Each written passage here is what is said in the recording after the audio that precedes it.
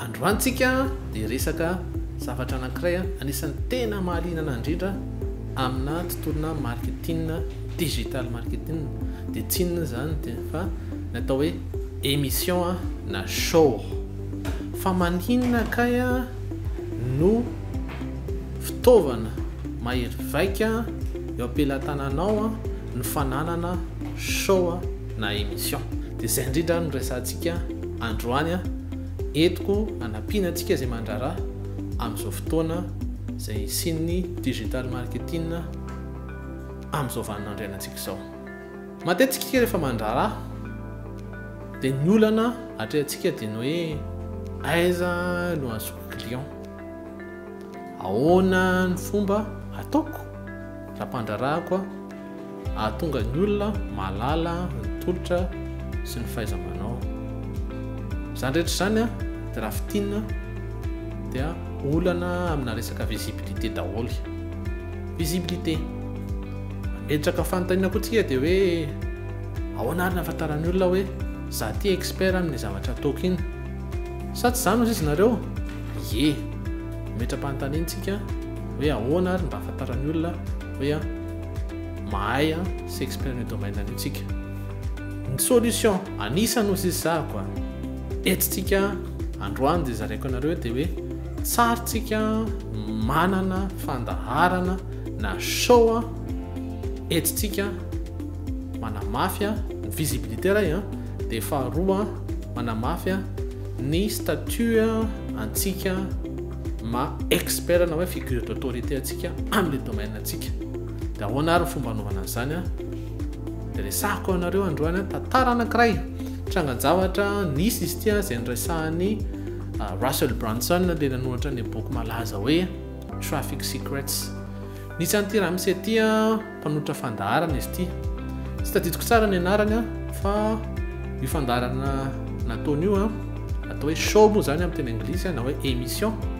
Dia émission io manasa olona malaza izy tonga amin'ny plateauany dia antaniny olona malaza miresaka momba ny na manao performance ohatra na manao spectacle kely amin'ny fandaharana. Anisan'izany zao raha tantareko anareo dia Bill Clinton le filoham-pirenena amerikanina iny tamin'izy mbola tsy président dia mandeha le fandaharana io ramsey présentateur en émission amina télé anankiray io tondra sax Bill Clinton tamin'izany dia mirahira mitsoka mozika izy amin'le show io ramsey io. Tiako le zahana anareo zany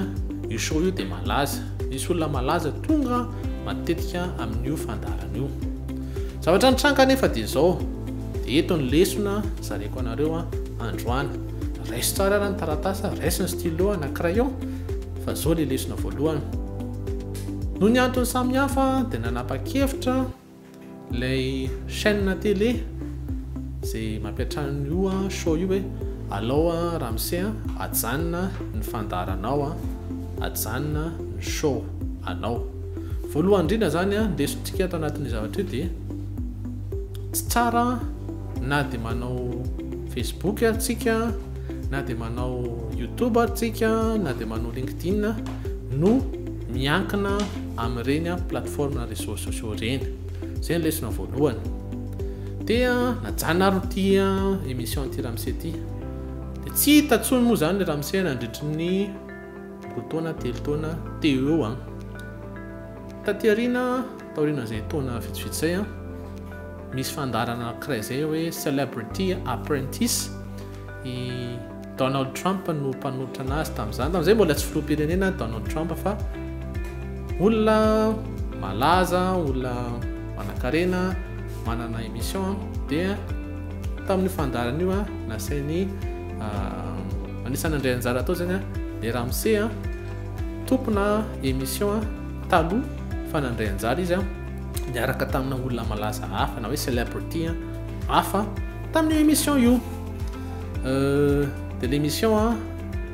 zaraina tsonjarana groupe anankiroa izy zegny ambany ny mpandray anjara samy olona malaza daholo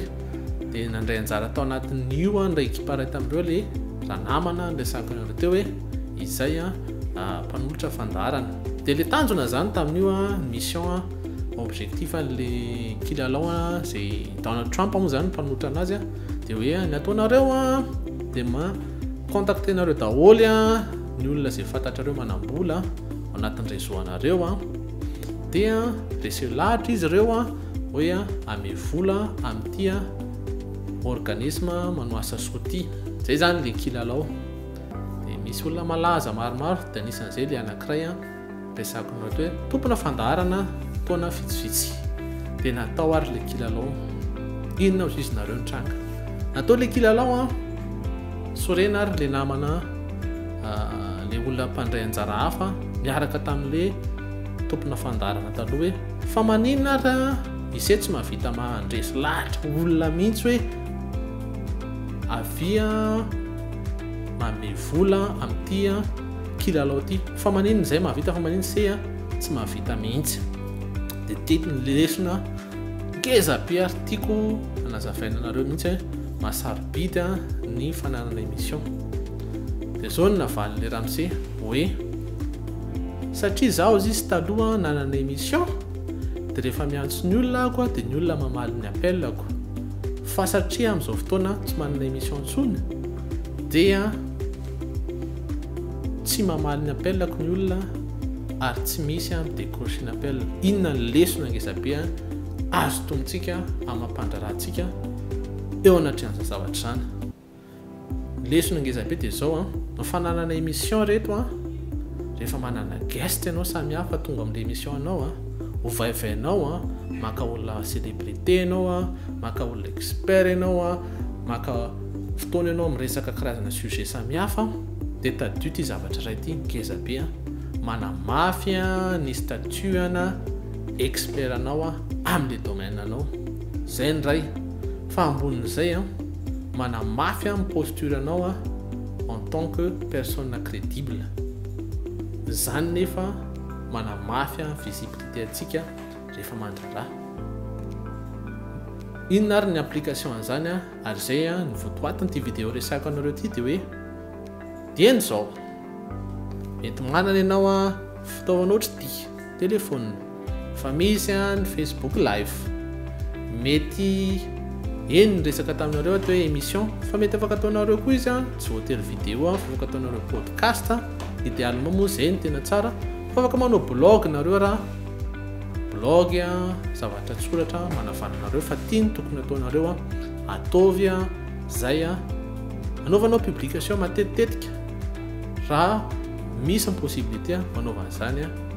publication ohatra ny isaka ny farana ariva resaky nareo resaky ianao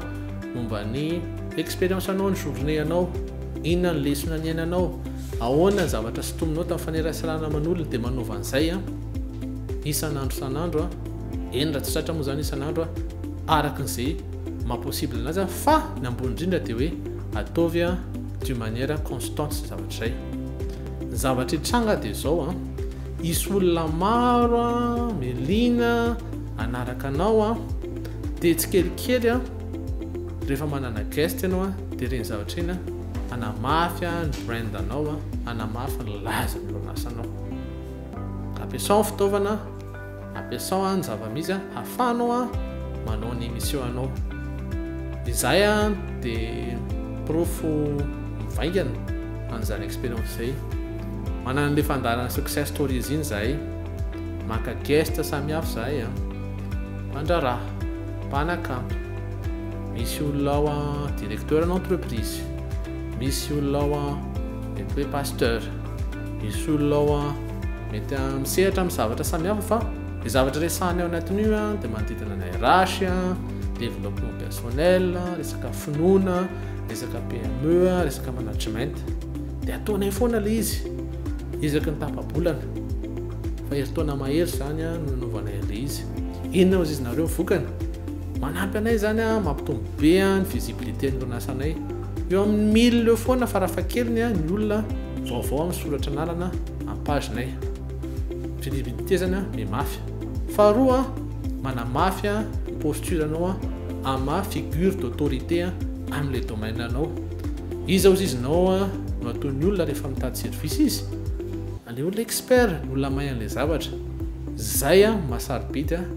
anty fizarana androany zareko anareo ty mitaky ezaka l izy mitaky effort fa en terme na impact tena ngeza be ny fananana émission toy ny success story izy afaka foronareo izy amin'ny domaine nareo afaka maka guest nareo afaka manao monologue nareo amin'ny resaka fomba fijerinareo ny expérience nareo anatin'ny ray andro sosianareo salasalanareo fa mily nareo manao zavatra ohatr'izany manamora aveo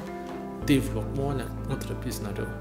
zay fa dia mirary fahasoavana antsika dia mirary fombiazana antsika amin'ny zavatra rehetra atao raha mily nareo fanampiana amin'ny fametrahana ny système na contenu anareo vidéo anareo blog nareo sy ny zavatra rehetra contacteo zay amin'le laharana sy email hitanareo eo amban'ny écran eo fa hainay io zavatra io ary te hanampy anareo zay rampandraranareo ka na anatina tolona varotra na tolona agriculture ninninona dia afaka manampy anareo zay mametraka système efficace zay mahatonga anareo mahomby zay efa nitestenaily izy ary hitanay ny vokana sola tompoko